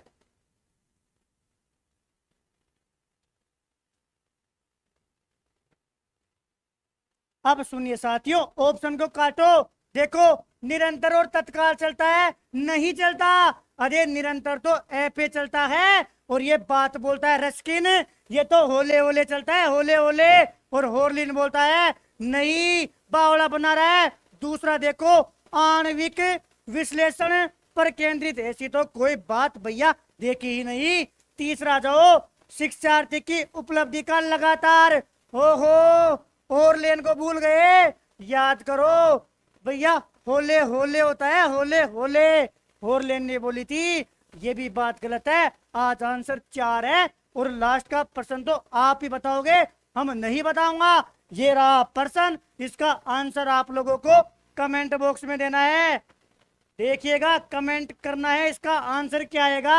1 आएगा, 2 आएगा, 3 आएगा या 4 आएगा। और साथियों, इसी के साथ हमारा आकलन बेहतरीन तरीके से समाप्त हुआ। अब जब पात्रता दो, दुनिया की कोई सी भी किताब पढ़ो, कोई सा भी मॉडल पेपर पढ़ो, जो पढ़ना है ना अजी वो पढ़िए। हमारा मैटर ऐसा नहीं है कि ये रीट के लायक है। दुनिया की सी टेट, यूपी टेट, अरे कोई सा ही टेट दो, कोई सी परीक्षा दो, इससे बाहर कुछ है ही नहीं। पूरा आकलन करवा दिया। और जिस दिन आप लोगों को पता पड़ेगा ना, तो आप भली बात इस चीज को जानोगे कि केवल 1 से 2 पेज में हो जाएगा। आप लोगों को आकलन कैसा लगा ये भी कमेंट करोगे, क्योंकि साथियों आकलन की क्लासें नहीं चली, टीचिंग मेथड की क्लास नहीं चली, इसलिए हमको लग रहा है कि हम आपको जो रीति विज्ञान है ना वो ढंग से नहीं समझा पा रहा हूं। इसलिए 20 तारीख से मैं साथियों साइंस स्टार्ट कर रहा हूं, केमिस्ट्री पढ़ेंगे। और साथियों कल यदि सब कुछ सही रहा तो हिंदी की मैराथन लेके आ रहा हूं, जिसका टाइम टेबल डाल चुका हूं। अब हम हिंदी पढ़ाऊंगा और विज्ञान पढ़ाऊंगा। और रही बात जीके का रिवीजन करेंगे, जीके का रिवीजन करेंगे, भौतिक प्रदेश का। आपने आकलन की क्लासों को पिटवा दिया मार्केट में। आप जैसे भाई बहन को होते हुए हमारी जो क्लास है ना वो साथियों पिट रही है। और आकलन का अगर ये मैटर कहीं यूट्यूब पर छोड़ो, कोई दुनिया की कोई कोचिंग वाला करवा दे, तो हम बेटा हूं, हमारे मोबाइल नंबर दे रखे हैं, हमें बता देना। साथियों मिलते हैं जल्द ही अगले टॉपिक के साथ। कल हिंदी की क्लास कितने बजे होगी वो आप लोगों को बता दिया जाएगा ग्रुप पर, आप लोगों को ग्रुप पर बता दिया जाएगा। मेरा पढ़ाने में एक बात मैं खुद बोल रहा हूं कि आपको पढ़ने के बाद में कोई सी भी किताब पढ़ोगे ना तो मजा आएगा, लगेगा ही नहीं कि भैया ने सब करा दिया। 12 तो किताब है और बीएड की पूरी किताब है। 4 हिंदी ग्रंथ अकादमी की किताबें पढ़ाई है साथियों, 4 किताबें। और पूरे दुनिया में जितने भी प्रश्न आए हुए ना 46% तो आए हुए करवा दिए। आप सोचना जी साथियों, 46% तो एग्जाम में आए हुए करवा दिए, और वो भी आकलन से। आप खुद सोचना, आकलन तो बहुत कम पूछता है, फिर भी साथियों कौन सा प्रश्न छोड़ा होगा।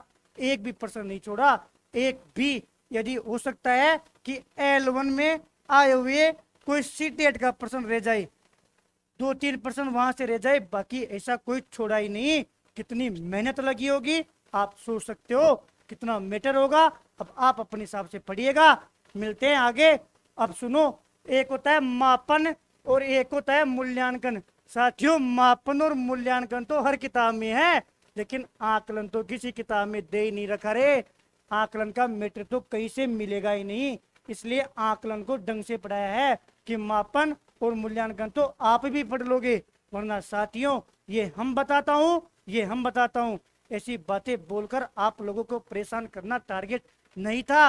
हो सकता है मेरी मेहनत में कमी हो साथियों, ढंग से मैं रीति विज्ञान को, टीचिंग मेथड को आप तक नहीं पहुंचा पाया हो। वरना साथियों आपके साथ आंदोलन कर रहा था। आप चाहते ना आज रीति विज्ञान की क्लासें दुनिया में छा जाती। अरे उनके वीडियो जिसके भी देखना है देखना, फर्क दिख जाएगा।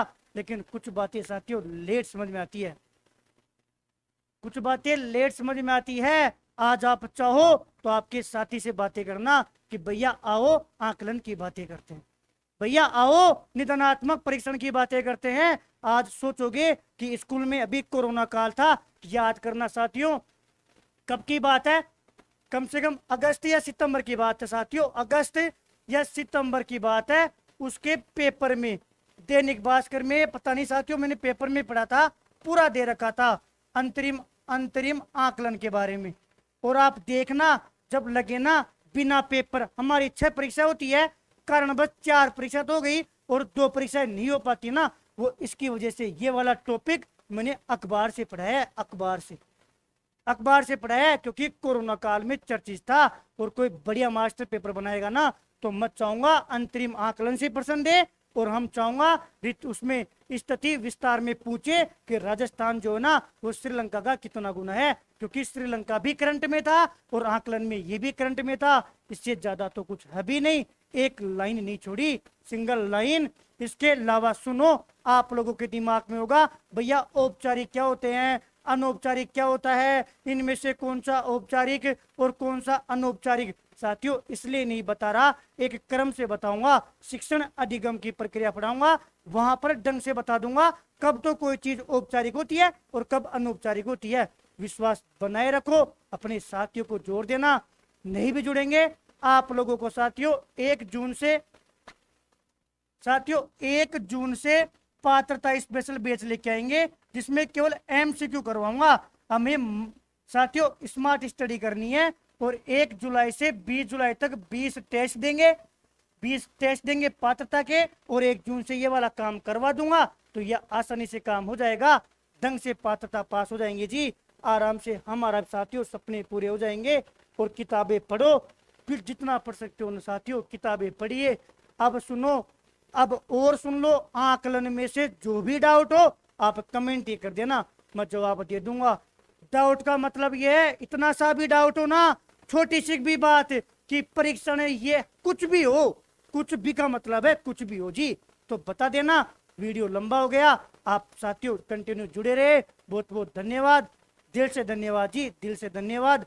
गुड नाइट, मिलते हैं साथियों कल हिंदी की मैराथन के साथ।